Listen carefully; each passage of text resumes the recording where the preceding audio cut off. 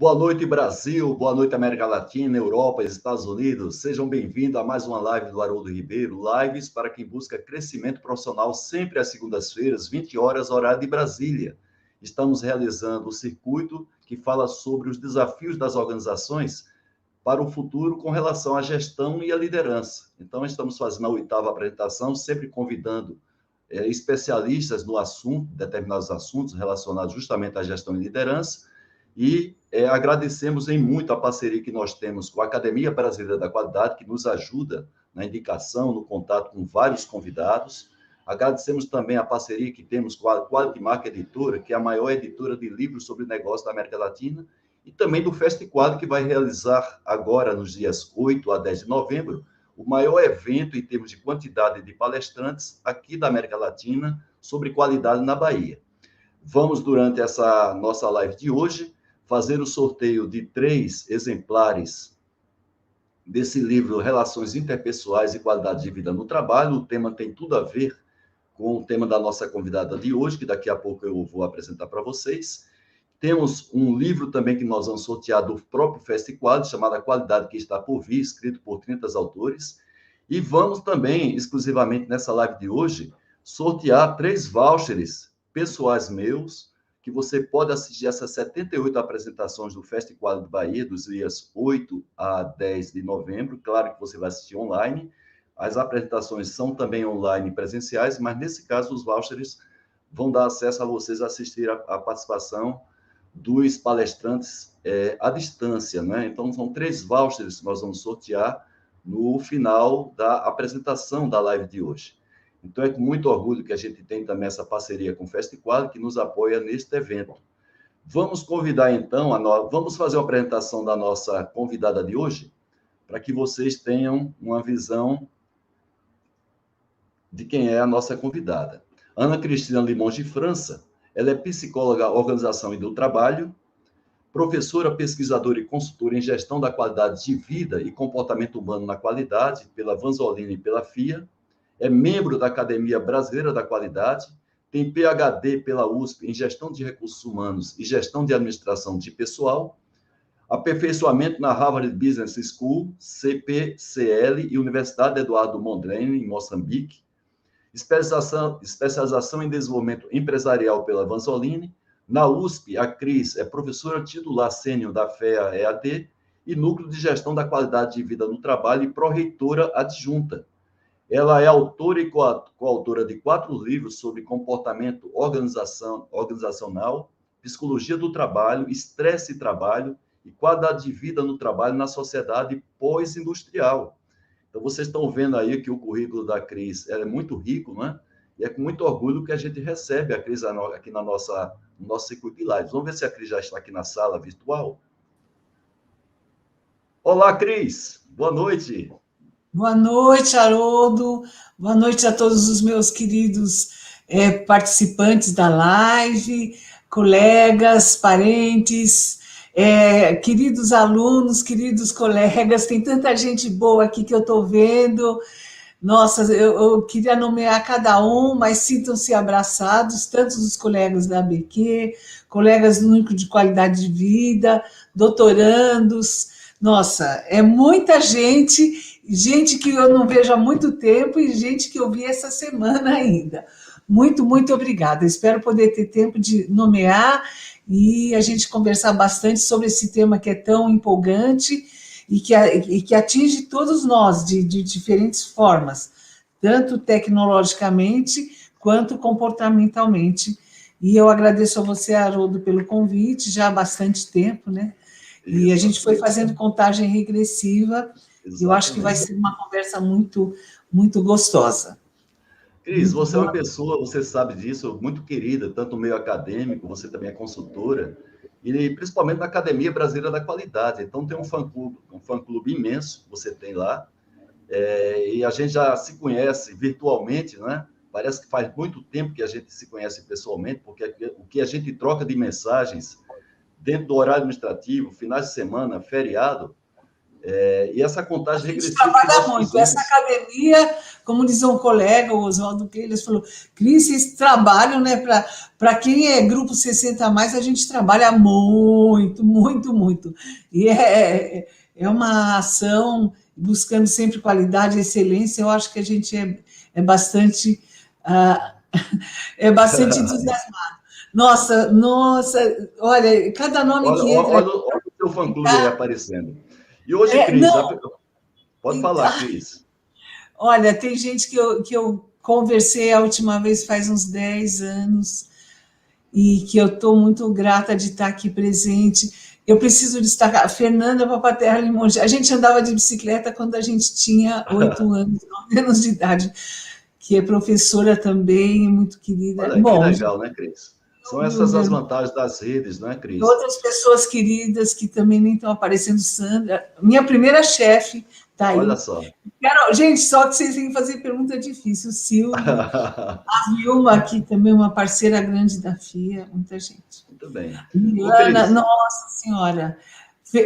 Fora os colegas, o Dagnino falou que ia assistir de pé. Dagnino, olha, estou esperando a tua pergunta difícil, que é um dos ex-presidentes e organizador do nosso grande evento anual do Dia da Qualidade, 11 e 12 de novembro. Espero vocês todos lá agora para prestigiar. Muito bem, viu, Cris? Então, vamos falar da sociedade, sim.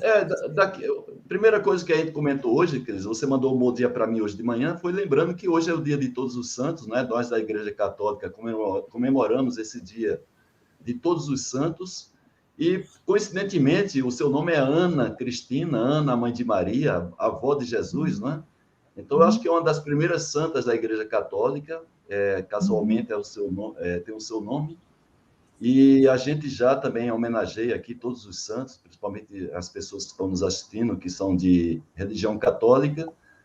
Amanhã teremos o dia que nós vamos lembrar das pessoas queridas nossas que já estão noutra dimensão, estão nos braços de Deus. E vamos fazer hoje um dia muito legal, um bate-papo legal, porque o tema de hoje é um tema muito legal. Aliás, Cris, eu acho que você é uma pessoa feliz, porque você trabalha com um tema que é muito gostoso, que fala sobre qualidade de vida no trabalho, não é? Então, muito bom. Bom, vamos falar eu queria saber justamente disso, Cris. Você é psicóloga organizacional, agora como é que foi a sua trajetória profissional para chegar até esse nível de expertise que você tem sobre qualidade de vida no trabalho, que aí envolve estresse e outras coisas mais. Certo. Haroldo, as questões de qualidade de vida, elas começaram muito associadas à ergonomia, à saúde e segurança do trabalho.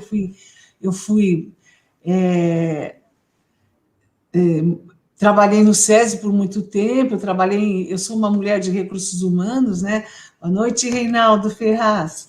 E eu comecei a trabalhar nos anos 70, já em recrutamento e seleção, treinamento, avaliação de desempenho, e já lá eu tive bons desafios da questão de diversidade, das questões de raça, de gênero, das oportunidades de emprego e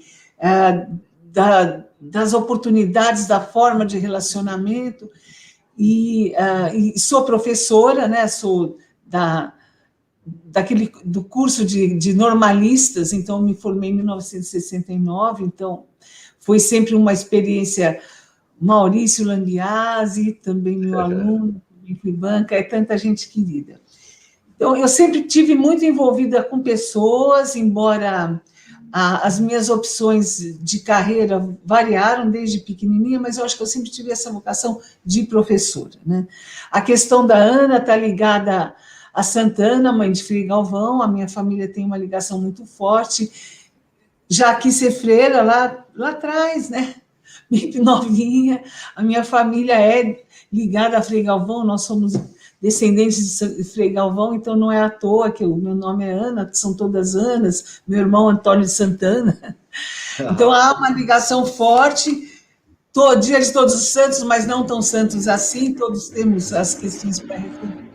Mas a questão da vocação e da escolha, ela foi sendo construída com parcerias, boas parcerias, e eu acho que a construção da qualidade de vida, ela veio muito ligada à discussão de uma produtividade saudável e sustentável. Então, eu trabalhei em empresas durante 23 anos, sempre tive vontade de dar aula, sempre dei aula de uma forma ou de outra. O SESI foi um grande aprendizado dentro de indústria, adoro o chão de fábrica, e a minha tese de doutorado, a de mestrado, foi ligada a dores de fundo psicológico. E por que surgiam gastrites, enxaquecas, manifestações em ambientes de trabalho, desmaios, os poliqueixosos. Então, construí um personagem, um operário que se chamava Lambari, que tinha todas as dores, e estudei na MWM Motores.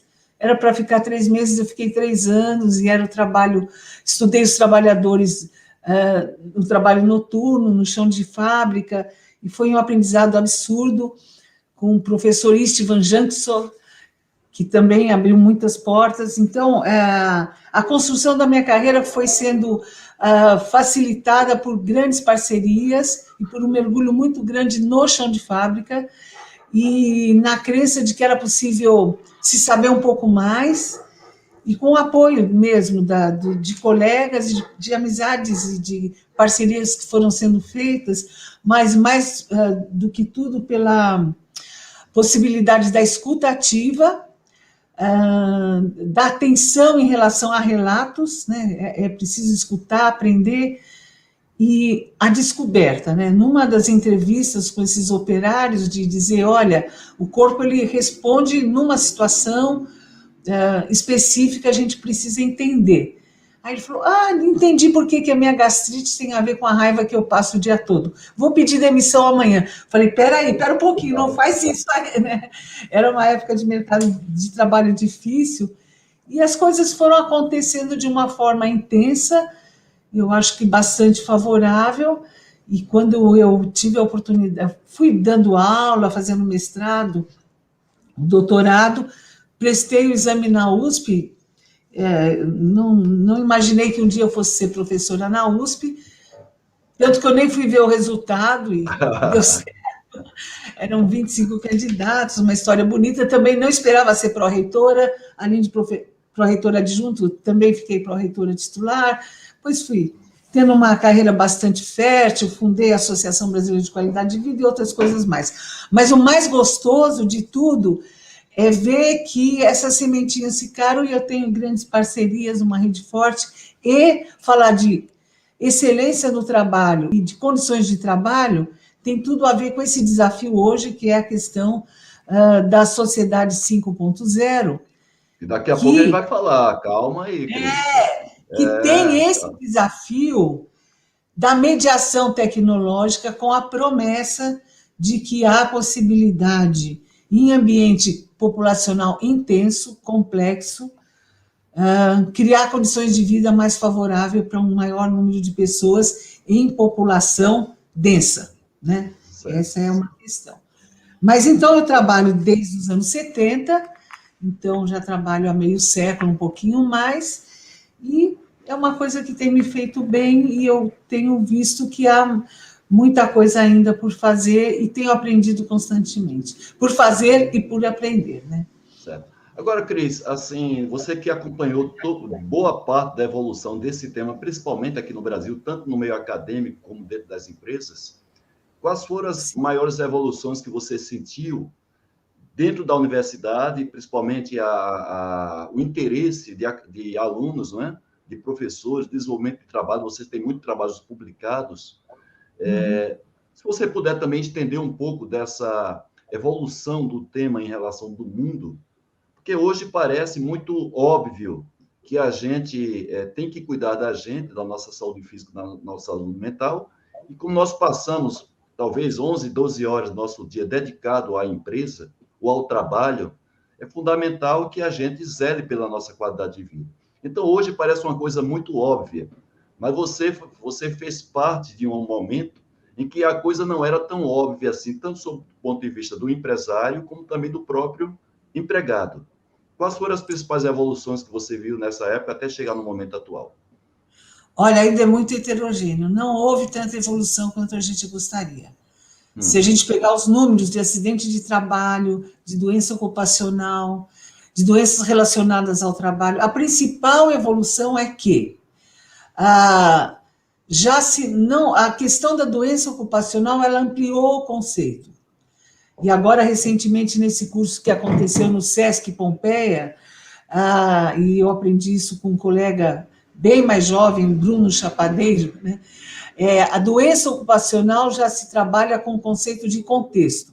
Não é só a doença relacionada ao impacto químico, físico, mas é a doença relacionada ao ambiente. Então, uma situação que gera um gatilho, por exemplo, as doenças relacionadas à saúde mental.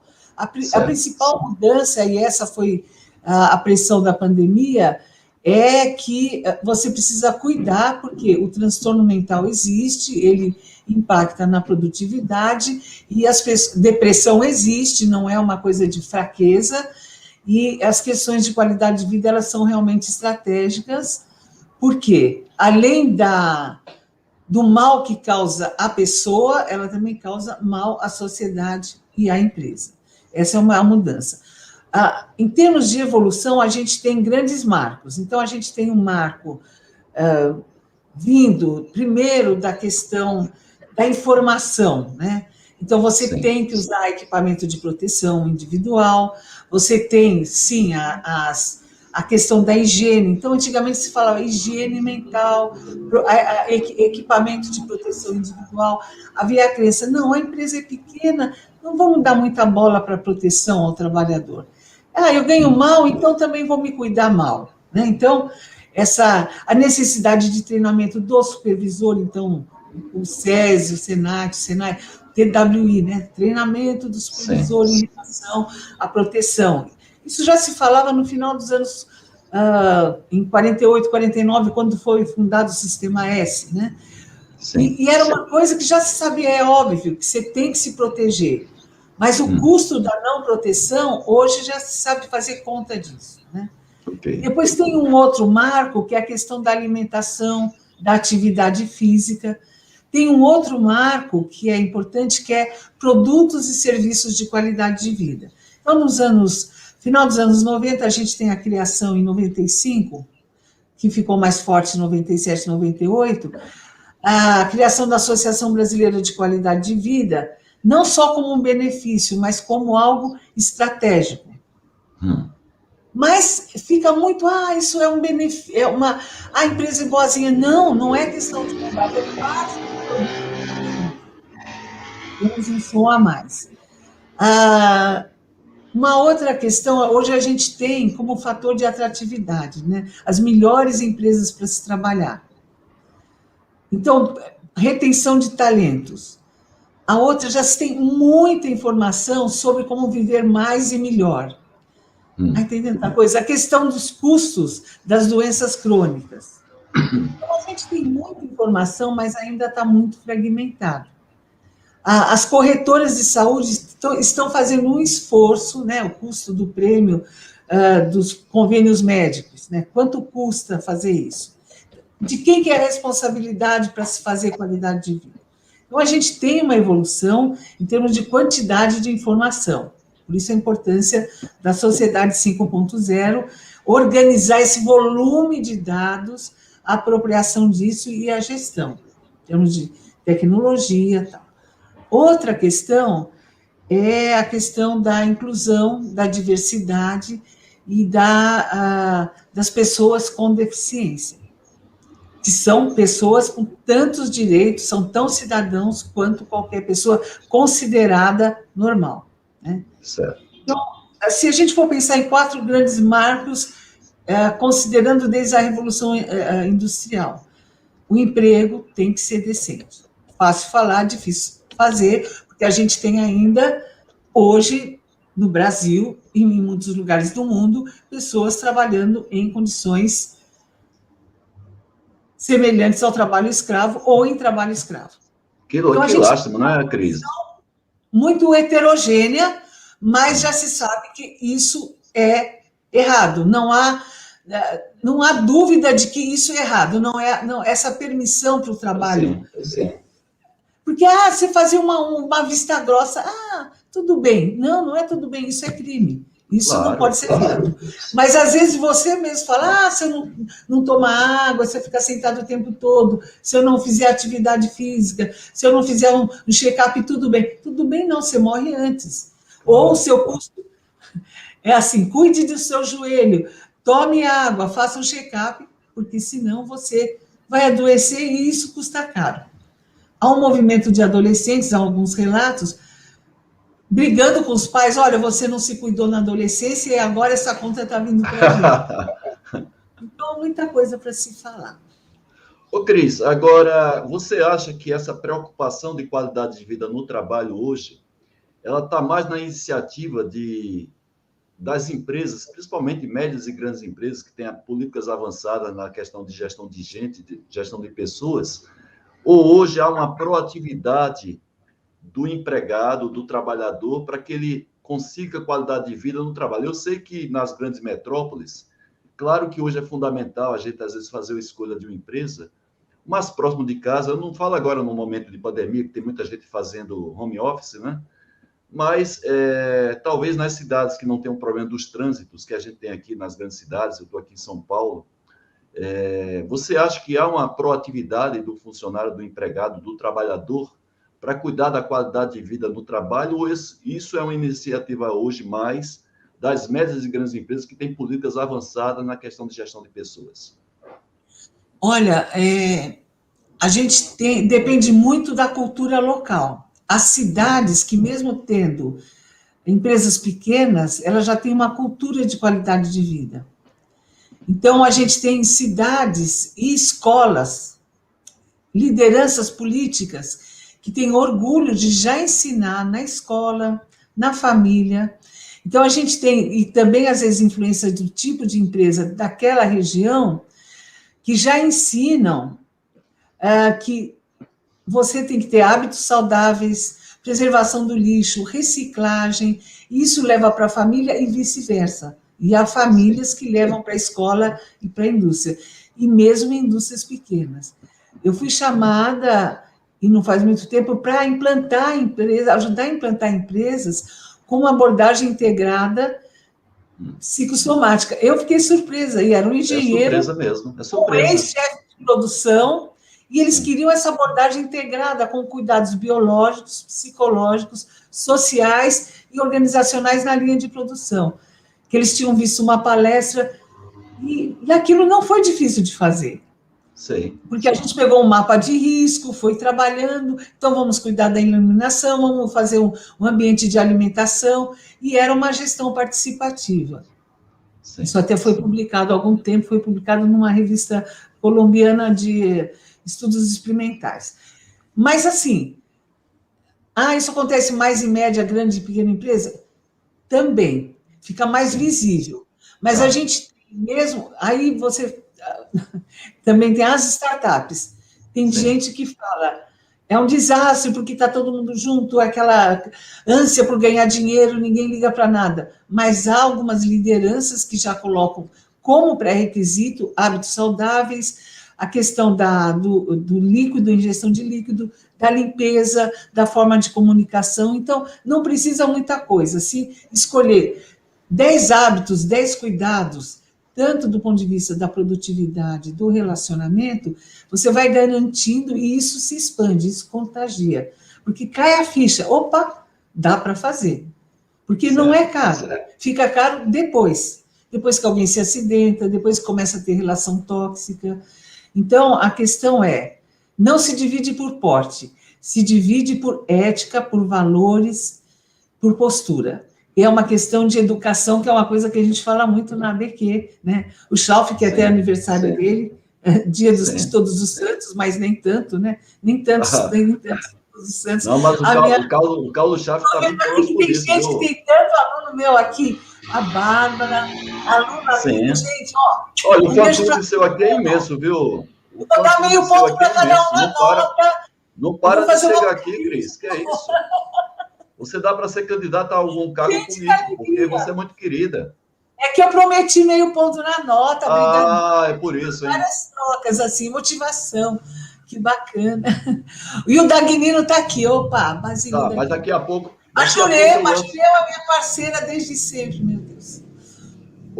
Cris, agora uma curiosidade minha e de todo mundo que eu fiz a chamada. O pessoal não parou de passar e-mail para mim perguntando o seguinte: o que é finalmente uma das coisas que você trabalha, o tema que você trabalha que envolve também qualidade de vida no trabalho, que é a Sociedade 5.0, Cris? Explica para a gente. Sim. A Sociedade 5.0, ela nasce como referência geral de um projeto no Japão em 2016, com a preocupação de um projeto de governo de criar uma sociedade tecnologicamente sustentável e integrada, que dê acesso a recursos sustentáveis, de inclusão, de demandas de comunicação, de conectividade, de inclusão, de sustentabilidade. Agora, o que é interessante? Por que 5.0? Isso é um clássico. A sociedade, eu fiz até uma... Como que eu me envolvi com esse tema? A minha colega, a professora Márcia Weiner, há uns meses atrás, 2 semestres, Cris, eu quero que você fale sobre Sociedade 5.0. Falei, mas como, minha amiga? Eu tenho que estudar isso. Falou, não, você sabe tudo, porque é qualidade de vida. Falei, mas eu sou psicóloga. Ela falou, olha, eu vou te mandar um material. E ela me mandou um material dessa pesquisadora japonesa, e depois eu fui estudar mais, que a base é inovação e tecnologia, a base é gestão da qualidade, é tecnologia. Mas a proposta é ocupação. Certo. Mas, atenção, pessoal, não é qualquer humanização. É uma humanização mediada por tecnologia. Esse que é o pulo do gato, e é onde pode dar tudo errado. O padrão do que eles chamam de que seria a sociedade 1.0, ou que seria a comunidade 1.0, a gente nem sei se pode chamar sociedade 1.0, seria o primeiro estágio da civilização humana, que era de caça e coleta. Certo, era o primeiro estágio da organização social do que se chama os humanoides. Isso aconteceu, a gente pode encontrar no livro Origens, do Leakey, que é um livro que é um clássico, que eu sou apaixonada por ele, entrei em contato com esse livro com o meu orientador de mestrado, Peter Spink, que abriu as portas da ciência num sentido intenso acadêmico. Então, seria a Sociedade 1.0, mas esse material aqui, depois eu posso passar os links para vocês, como não tinha PowerPoint, eu tive que me segurar, mas eu estou aqui, eu tenho PowerPoint aqui, que eu posso depois passar para quem quiser. Então, a Sociedade 1.0 é o clássico, né? Da sociedade de caça e coleta que a gente conhece, mas vamos pensar que isso era... Há controvérsias, né? Não tem uma medida certinha, entre 60 e 80 mil anos atrás, e há relatos lindos sobre a consciência do limite da vida e da morte. E falando nisso, a gente não pode deixar de referenciar o que aconteceu hoje, né, em Altinópolis, os nossos bombeiros que estavam dentro de uma caverna. Era uma gruta, não é? Uma gruta. Era uma gruta, uma gruta arenosa. Arenosa de milhões de anos, né? Que seria provavelmente 60, 80 mil anos atrás, né?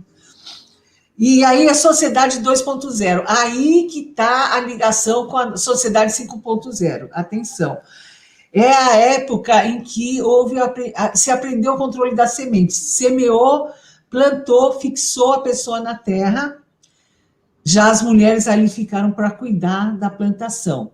E ali começou a vida sedentária e a explosão populacional. Vejam só, e uma parte é a caça, os homens, né, segundo consta, a maioria, porque não são todos, há estudos de tribos que tinham diferentes divisões de tarefas, né? A Margaret Mead estudou algumas tribos africanas com diferentes composições de divisão de tarefas. A gente conhece a clássica, mas há outros estudos. Então, essa é a Sociedade 2.0, onde houve a primeira explosão populacional, que foi o problema do Japão, que foi criar essa Sociedade 5.0. Se nessa época eles tivessem tecnologia, eles já iam criar o projeto 5.0. A 3.0, que é a descoberta da energia a vapor e a revolução industrial, aí a gente tem aí o século XX, ela é caracterizada com a sociedade 3.0.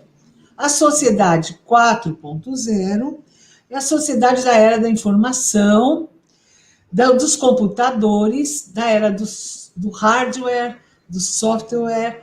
Oi, Fernando Zanella, bom te ver aqui.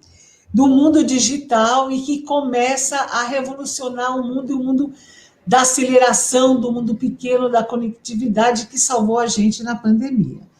E a sociedade 5.0 é essa da hiperconectividade, em que foi essa explosão do conhecimento e do distanciamento de informação, e que, sem saber da pandemia, os japoneses falaram, vamos criar as fintechs, as smart cities, e vamos tornar a sociedade mais igualitária. Então, a sociedade 5.0 nasce como um projeto de governo, como uma proposta de um mundo mais igualitário, visando o quê? Acesso à informação, inclusão, etc. Muito bem, agora, Cris, ela era uma solução. Pode concluir. Falar. Não, pode concluir, não, porque... Mas é uma solução de aproximação de pessoas. Mas, na verdade, no primeiro momento, o que acontece é uma revelação da desigualdade, da pobreza, da carência, dos grandes abismos sociais que a gente tem. E quem não tem acesso a isso, fica a ver navios. Mas tem um outro problema. Parece que só é competitivo, só é cidadão quem tem acesso à tecnologia. E qual é o desafio? Achar que é natural e só é válido quem tem tecnologia e conectividade. A vida natural parece que não é natural. É isso que é a contradição que eu pus lá na chamada. Aí agora que vem o grande desafio. Certo, agora vem um desafio também para você, viu, Cris? Não é somente desafio para a sociedade, porque começam a ter as perguntas aqui e você vai ter que segurar um pouco aí, porque são perguntas que merecem aí um trabalho de pós-doutorado, porque o próprio amigo nosso, Basílio Dagnino, lá do Rio de Janeiro... se não me perguntar, só ficar de mal. Você provocou o Dagnino, está aqui ele. Então, ele pergunta se existe uma forte correlação entre a sociedade 4.0 com a indústria 4.0, a qualidade 4.0, capitalismo para as partes interessadas, que são temas, inclusive, que vão ser discutidos no 8º seminário ABQ da qualidade, que vai acontecer nos dias 11 e 12 agora de novembro. Eu até coloquei aqui o link, que a participação é gratuita e o evento vai ser 100% online. O ISG, que é a questão de meio ambiente, social e governança. O IDH, o Índice de Desenvolvimento Humano, Índice de Gini. O PISA, que é aquele indicador que mostra o nível de educação das pessoas, né?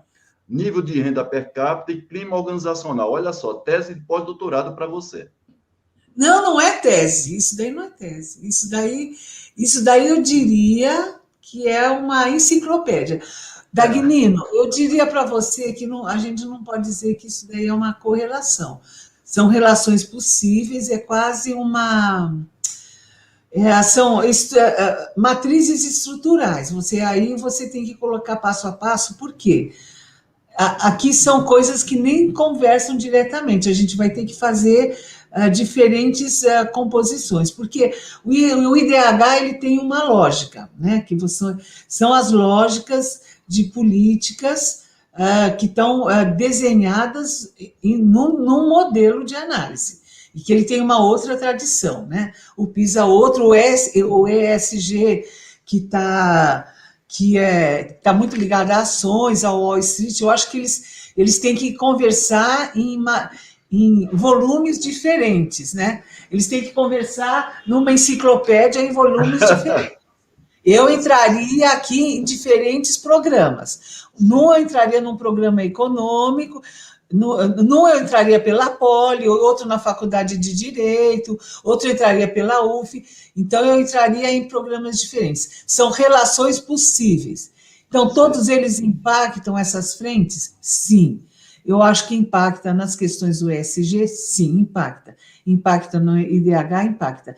E, para saber mais, eu proponho entrar lá na página da ABQ e ler o livro, né, que tem 10 capítulos, é isso, Basílio?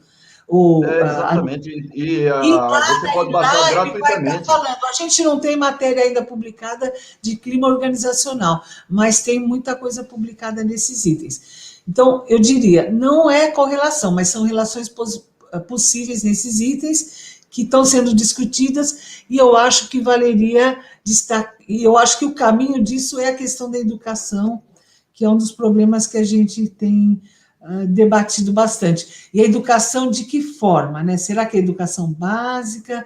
Será que é a educação universitária? Será que é o nível médio?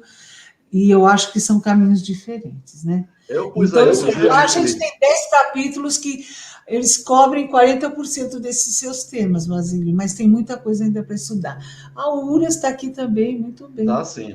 Eu coloquei aqui o site da Academia Brasileira da Qualidade, que o pessoal pode baixar gratuitamente esse book escrito aí por os acadêmicos da Academia Brasileira de Qualidade, coordenado por um dos primeiros acadêmicos, né, que nós conhecemos, e você pode baixar gratuitamente acessando esse canal.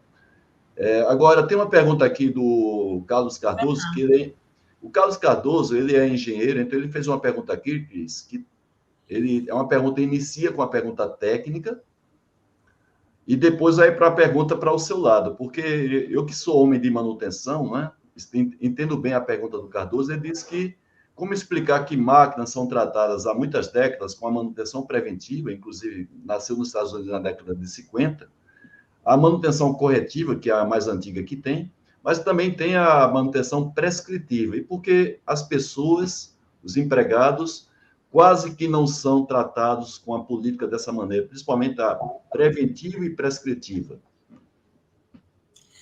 Olha, Carlos, eu acho que esse modelo não funciona para pessoas. Ainda bem, porque se a gente for tratado com manutenção prescritiva, preventiva e tal, a gente ia ficar uma ostra. Eu lembro de um texto italiano, a pessoa que virou um arquivo, a gente usava para treinamento, assim, muito triste. Eu acho que a educação é a base de tudo, a gente tem que dar educação de qualidade, uma educação que gere possibilidade de visão crítica. Para ter uma boa educação, a gente tem que ter professores que tenham também formação diferenciada. O que eu sei do que você está falando, que não seria uma ação igual a de máquinas, que os funcionários deveriam, as pessoas que trabalham, empregados e mesmo as lideranças deveriam ter mais atenção, receber mais treinamento, mais incentivo, não serem descartados, né? Terem mais preparos para equipamentos de proteção. A gente tem muitas ações, né? Desde os programas de integração, as campanhas, né? As ações de liderança, aquelas ações de preleções de segurança. Então, a gente tem muitas ações nas empresas, né? Eu atuo em gestão de pessoas há tantas décadas e tenho visto coisas muito boas, mas, infelizmente, como eu te disse, Carlos, você sabe, você que trabalhou em grandes empresas e também como presidente, também como uma pessoa que trabalhou na Roche e outras frentes, tem coisas maravilhosas, né? Ródia. Na Ródia, desculpa. Tem coisas maravilhosas, mas tem o descaso também, tem coisas que são vergonhosas. Então, essa heterogeneidade, esse descaso, esse abuso, realmente faz grandes estragos. Então, eu diria para você, existe sim coisas equivalentes à manutenção, tal, mas há um descaso, e há, às vezes, aquele princípio de que tem gente que merece ser cuidado e tem gente que não merece. Então, esse distanciamento de classe social que a gente vive, né, das diferentes classes sociais, o descompromisso, eu diria assim, não tem todo o cuidado que as pessoas devem ter e merecem ter, em parte pelo distanciamento da classe social, pelo contrato psicológico de trabalho, pela ausência de controle e de punição dos dois lados, da pessoa que não se cuida e das pessoas que contratam e que são irresponsáveis na contratação, em todos os níveis, né? Desde os gatos, né, que vão lá buscar operários e contratam de qualquer jeito, até as pessoas que não usam o equipamento. Então, estimam o seu risco de morte. Né? Às vezes, no trânsito, você dirige de uma forma irresponsável também. Né? Muito bem. Agora, Cris, só para também fortalecer o seu raciocínio, né? Quando a gente faz uma política de gestão de ativos, incluindo equipamentos, evidentemente, a gente classifica os equipamentos A, B e C de acordo com a sua importância, né, para o processo, e a partir daí a gente define a política de manutenção. Então, para os equipamentos de classificação A, nós colocamos quase que a preditiva. Então, você imagina se a gente tivesse que classificar também pessoas dentro da empresa para receber uma política de atenção da empresa em categorias A, B e C, né? E a gente sabe que a categoria C de equipamentos, ela está na base da pirâmide e constitui a maior parte das máquinas. Então, imagine se para essas pessoas a gente tivesse uma política de gente, política de pessoas, tratando elas somente com corretivas, que é o que a gente faz quando trata de máquinas que são categorizadas como C. O D'Artagnan Barros, que é o nosso colega... Nossa, agora você foi longe, Haroldo. Deixa eu te dizer só uma coisa. Vamos pensar por exemplo, as pessoas que cometem crime estão em reeducação. Sim. Ou pessoas que têm transtorno mental e têm que fazer reeducação ou treinamento. Não chega a ser A, B e C, mas você tem que botar sobre prevenção, quem usa tornozeleira eletrônica. As coisas têm... Na psicologia experimental, você tem coisas muito delicadas sobre isso. Mas há coisas que é um mundo de aprendizado sobre mudança de comportamento. Ok. Quem vai parar de fumar... o D'Artagnan. Oi, D'Artagnan. O D'Artagnan, um beijo para você, D'Artagnan. Deve estar falando lá da terra onde ele, inclusive, é um acadêmico de letras, o Cláudio D'Artagnan Barros, né? Lá em Lorena. Então, ele diz assim, Cris, como você não acha que a qualidade de vida no trabalho dos trabalhadores tem subsídio importante na estrutura da família? Como tratar esse tema nas empresas se muitos colaboradores advêm da família sem qualidade de vida? Olha, o ser humano por si só gosta de ser bem tratado. Mesmo que ele foi maltratado na família, cada um sabe o que é ser bem tratado. Mesmo que na família ele sofreu assédio, sofreu violência, ele passa fome. Na hora que ele recebe um agrado, uma atenção, ele leva isso de volta.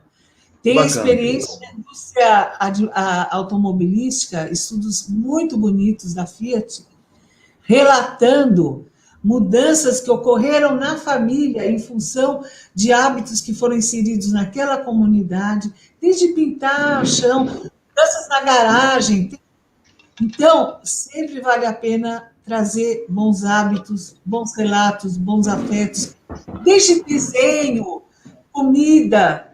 Fazer o bem faz bem, em qualquer situação. Sim. Em qualquer situação. Eu lembro de um relato de famílias que comiam com a mão e com a mão suja, ensinar a cortar unha, lavar a mão. Puxa, eu não sabia que isso existia, que era bom, mas não sabia mesmo. Então, sim, quanto mais precária for a situação da família, melhor e mais importante é a ação da empresa. Muito bem, tem o nosso amigo... No SESI tem histórias de arrepiar, É lindo, e a gratidão dessas pessoas... Por exemplo, levar ao teatro, fazer um passeio no rio, mostrar a importância de um rio limpo. É de arrebentar o coração. O Flávio Fontinelli, ele faz uma pergunta para a gente, considerando, né, na pergunta dele, que o mundo está cada vez mais infeliz, como é que a gente consegue ser feliz? O seu tema é justamente qualidade de vida no trabalho, dentro dessa nossa realidade, que, segundo o Flávio, né, a visão dele, o mundo está cada vez mais de pessoas infelizes, na visão dele. Olha, Flávio, seja feliz com aquilo que é possível. Mesmo que todo mundo sorri, porque cada vez que você sorri, você vai possibilitar que os outros sorriam. Sim, e mesmo na infelicidade, um abraço, um sorriso, faz fluir. Sabe a história da borboleta? Ela vai fazendo fluir. A experiência dos Doutores da Alegria, né? O Wellington Nogueira deu o prazer de ser meu aluno, quer dizer, como ser meu aluno, mas era uma turma que eu digo é uma turma fenômeno, né? E se juntaram com outros. O que eles fazem lá no Hospital do Câncer, e eles levaram isso para a empresa, que ele fala, mudar o mindset. Então, não é só a felicidade, é a alegria. É uma coisa muito simples, o cuidar. A gente fala muito de felicidade, mas eu queria começar a fortalecer a ideia do cuidado. Cuida do outro, cuida um pouquinho, dá um sorriso, né? Vale a pena, porque você vai fazendo fluir, a escuta ativa, o fluir. Muito bem.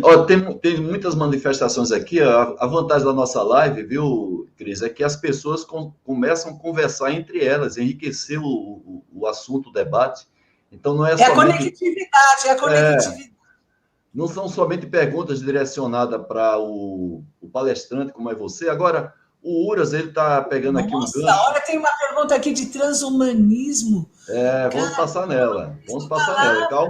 Calma aí. Olha a ansiedade. Vamos lá. Nosso amigo Uras, ele quer pegar um gancho, já que você vai ser uma das participantes como apresentadoras do 8º Seminário ABQ Qualidade, que vai ter como tema justamente a qualidade no Brasil e no mundo, qual o futuro, né? Você vai constituir uma das mesas. E ele queria que você falasse rapidamente aí o que é que vai ser esse evento, sem querer, evidentemente, tomar espaço aqui da nossa live, mas em linhas gerais, Cris, o que vai ser esse evento nos dias 11 e 12 de novembro, eu acho que 8 e 10 até 13 horas. E a inscrição é gratuita, aqui inclusive eu estou colocando o link onde as pessoas podem ter mais informações. Bom, gente, eu vou fazer um spoilerzinho bem pequitico. Até tem um artigo que vai ser publicado brevemente, mas talvez a gente disponibilize no dia do evento, que eu escrevi a pedido do Dagnino, junto com a Ana Cassinelli da Kornferring.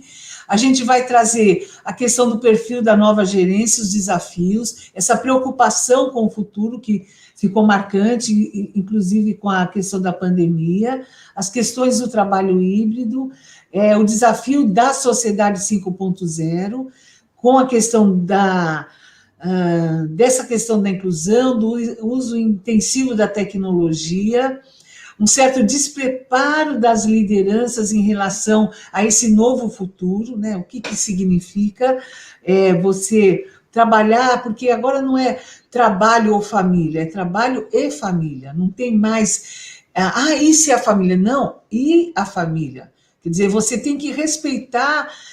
A família passou a ser tão importante quanto o trabalho, e o trabalho passou a ser tão importante quanto a família, esse balanço. A outra questão é a capacidade de conciliar, de respeitar a questão da diversidade e o desafio de construir um novo futuro com todas as perdas que houveram, porque houveram muitas mortes. Com certeza. Né? Então, a questão da superação do luto, o desafio da alegria, né, de você buscar alegria, o mundo VUCA e o mundo Bunny, quer dizer, a questão da sociedade líquida, da fragilidade, e essa nova força interior, né, você assumir a possibilidade de viver bem. A gente vai viver mais, isso é a coisa mais curiosa, apesar de toda a complexidade, a gente vai ter mais longevidade e conviver com mais gerações. E junto comigo vai estar a professora Ana Maria Malik, da FGV, médica, que também tem uma sólida formação nas questões de saúde, a Ana Cassinelli, que é psicóloga, é gestora e tem trabalhado com os CEOs das empresas em nível internacional, e a gente vai estar debatendo essas questões. e o Getúlio também, professor, que vai estar trazendo esses novos desafios ligados ao que a gente está chamando de novo mundo do trabalho. Muito bem, Cris.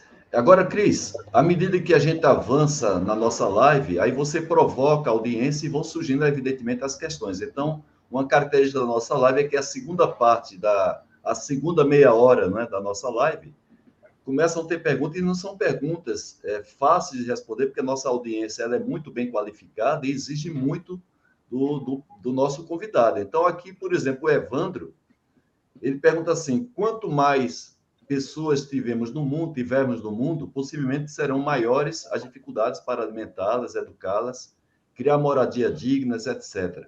Para quantas pessoas seremos capazes de atingir esse objetivo? Ou seja, qual é o limite da população mundial onde as pessoas podem, claro, hoje a gente está abaixo disso, a gente sabe, mas a gente já sabe que tem muita gente no mundo inteiro que não tem a mínima condição digna de sobrevivência, infelizmente, não é um caso somente do Brasil, mas vários lugares do mundo. Então, você tem ideia assim, é uma pergunta que sai um pouco do nosso escopo aqui, porque a gente está falando de qualidade de vida no trabalho, aqui já é uma questão muito mais ampla. A gente está falando Não, é típico da sociedade 5, a proposta da sociedade 5.0. Opa, então, vamos lá, então, por favor. Não, a ideia é trabalhar com problemas sociais complexos, que é exatamente esse, com grande volume de dados, né? E, Evandro, a proposta é, a partir disso que você está relatando, encontrar soluções para isso. Então, através...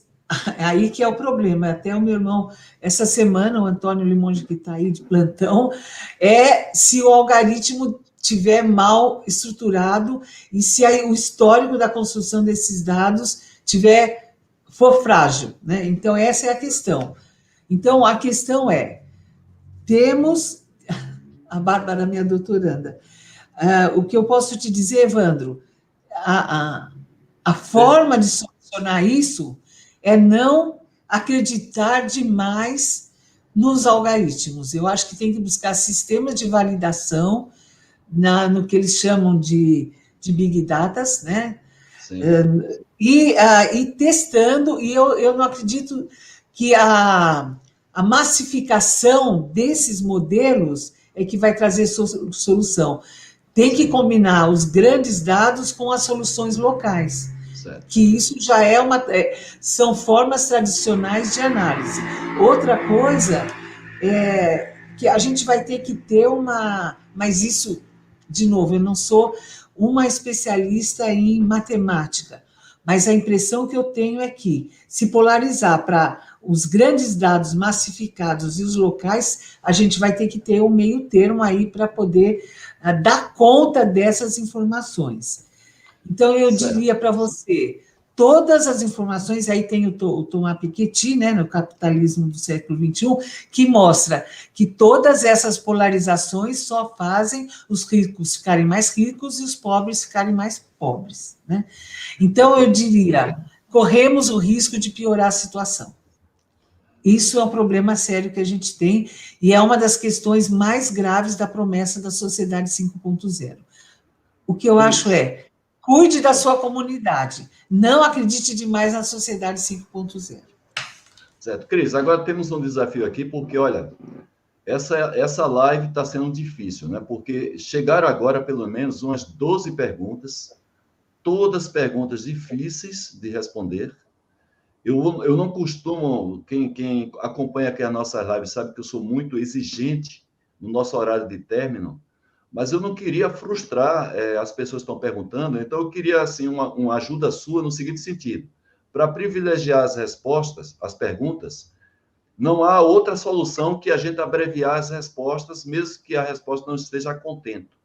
Porque eu já estou dimensionando aqui pelo menos 12 perguntas muito boas, que eu gostaria que você, por favor, respondesse. Tem a do professor Silvio Stefani, que é seu amigo, né? Meu doutorando, foi meu doutorando, coordenador lá do Paraná. Olha aí. A Agenda 2030 da ODS ONU trouxe como objetivo 3 qualidades de vida e objetivo 8 trabalhos decentes para todos. Como as empresas e universidades podem se engajar para atingir esses objetivos? Olha Projeto de só que pesquisa pergunta. hard. Projeto de pesquisa hard e financiamento de pesquisa forte. Muito bem. A Denise Cury está falando com a gente lá da cidade do Porto. Conhece você também da própria USP? Está lá em Portugal com 4 horas de diferença, então lá vai dar 1 hora da madrugada. Cada vez mais discute-se o trabalho virtual, ou pelo menos de forma híbrida, como alternativa pós-Covid. Quando falamos de qualidade de vida do trabalho, como fica essa questão do trabalho híbrido? Denise, querida, veio para ficar. E as empresas estão forçando a barra para ter o presencial, mas elas estão tendo que aceitar isso e ser criativas. Muito bem. O nosso amigo Reinaldo Ferraz está falando com a gente lá de Brasília. Hoje temo que o progresso científico e tecnológico está aumentando o gap do desenvolvimento social sem que possamos vislumbrar uma convergência. Seria possível a gente ter esse progresso científico e tecnológico com a questão do desenvolvimento social? É indispensável. Se não tiver junto, a gente está fadado a tornar o estudo tecnológico inútil. Tá. O nosso amigo Dagnino nos pergunta se a sociedade 5.0 convergiria para um elevado índice de felicidade interna bruta, conforme criado Não, no Butão. Não tende a não, isso. não. O botão para você até visitar é uma encrenca. Ele é um modelo de ditadura, todo fechadinho. Ele é uma miniatura para você visitar no cinema. Eu Sim. acho que ele serve como um exemplo assim, ideal para ficar na vitrine. Certo. O Maurício Lambiase, que também é seu colega, né? Professor, a sociedade 5.0 tem a ver com o conceito de transhumanismo? Olha, Maurício, eu não sei bem o que é transhumanismo, precisaria estudar um pouquinho mais. Você me pegou. Mas Certo. eu acredito que pelo que eu estudei, ela tem muito mais a ver com transtecnologia do que transhumanismo, porque ele tem a ver com concentração de pessoas mediada por transtecnologia, mais do que transhumanismo. Tá. O nosso amigo, né, Joaquim Ferreira, da USP, Ah, Bandolinha, viu? essa Boas evolução, histórias. essa evolução Boas. tecnológica está nos levando ao metaverso paralelo ao universo. Vamos viver numa outra realidade virtual e seremos felizes? Sim, pode ser que sim. Tá certo. Muito bem. O Mahomed, ele pergunta aqui: a volta ao trabalho convencional pós-pandemia terá um impacto significativo nas pessoas que, ao longo de quase 2 anos, aliaram o trabalho com a vida caseira. Como as empresas terão que lidar com isso? Elas vão ter que ser criativas, participativas e elas vão ter que ser bastante inovadoras e tecnológicas, muito inovadoras. Tá, então tem muitas perguntas aqui, mas nós vamos, viu? Vamos abreviar. Tem muitas colocações aqui elogiando as suas colocações, também trocando figurinha com as pessoas que estão aqui na Então, o que a nossa Bárbara live. falou sobre alegria, sim, Sim. Bárbara, com certeza essa opção da alegria vai fazer parte. Muito bem, vamos fazer o seguinte, viu, Cris? Você foi muito objetivo agora, respondemos de maneira muito, claro, superficial, não tem como ser diferente, por conta da quantidade de perguntas. Mas vamos fazer o seguinte, vamos abrir aqui um parêntese para fazer o sorteio. Então, temos hoje, deixa eu abrir novamente aqui, compartilhar com o pessoal, um momentinho só. Para quem chegou depois. Então, deixa eu compartilhar o que é que nós vamos sortear agora.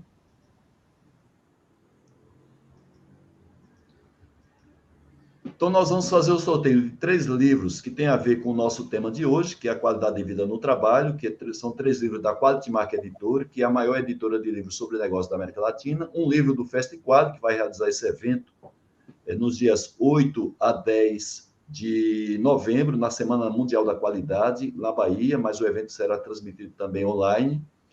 E a gente vai sortear para participação online, evidentemente, à distância, 3 vouchers do FestiQuali para você participar integralmente de todas as 78 apresentações que vão ser feitas dos dias 8 a 10 de novembro, com a transmissão online. Então, vai ser uma oportunidade muito grande. Nós vamos fazer esse sorteio aqui na nossa live agora. E vou colocar aqui o aplicativo que nós vamos utilizar para facilitar esse sorteio. Então, vamos lá colocar, que é o próprio dispositivo do StreamYard. Então, vamos fazer o sorteio do livro da Quality Mark Editora. Vamos ver quem é o Filizardo ou a Filizarda. Boa sorte para todos vocês. Desde já agradecemos a participação. Carlos Manaia, ex-executivo da Mercedes-Benz. Parabéns, Carlos. Vamos para o próximo sorteado ou sorteada.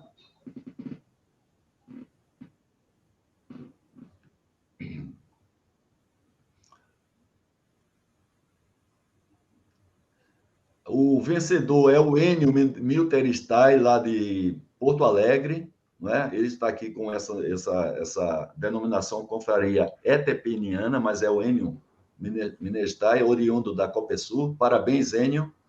Vamos ao terceiro sorteado. Ou sorteada.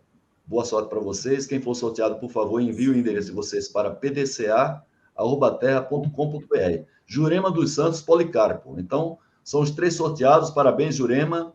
Vamos agora sortear o livro do FestiQuali, livro escrito por 30 especialistas em qualidade. Terezinha!